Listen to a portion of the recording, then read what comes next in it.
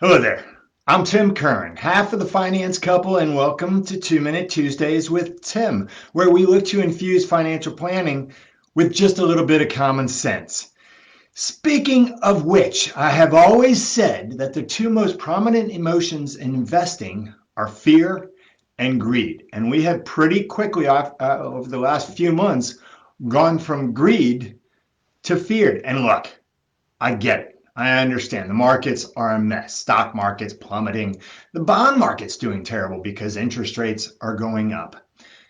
I had a couple people ask us and say, well, what about you, Tim and Wynn, the finance couple? Are y'all nervous about the markets? Well, my answer is a resounding no, not at all.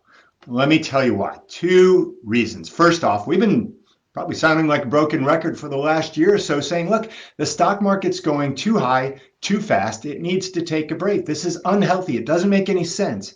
In the bond market, interest rates have been too low for too long. So interest rates are going to have to inevitably go back up. And when interest rates go up, bond values, all things being equal, tend to go down.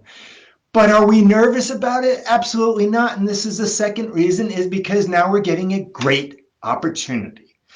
If you love stocks and you want to own stocks, and remember, we always say if you're going to buy or own stocks, you need to have at least a 10-year time frame. This is a great buying opportunity potentially. Okay, please don't misunderstand. I'm not giving anybody specific advice to run out and buy stocks. You need to look at your specific situation. But the reality is, it simply doesn't make sense if you go into a store and prices have gone down over the last few months and you go, no, I'm not going to buy that because it's gotten cheaper. It doesn't make any sense. With the housing market, if prices start to come down, do you think everybody's going to go, oh boy, I don't feel good about that. Prices are coming down, so I'm certainly not going to buy a house now. If prices go back up, well, then I'll go buy a house. No, it doesn't make any sense. It's the emotion of fear right now that's telling people, hey, prices are going down, and thus we need to get out of the stock market. No, that's the wrong reaction.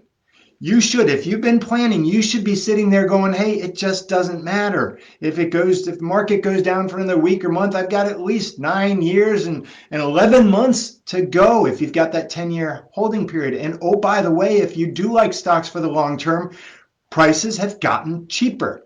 That makes them more attractive for the long term.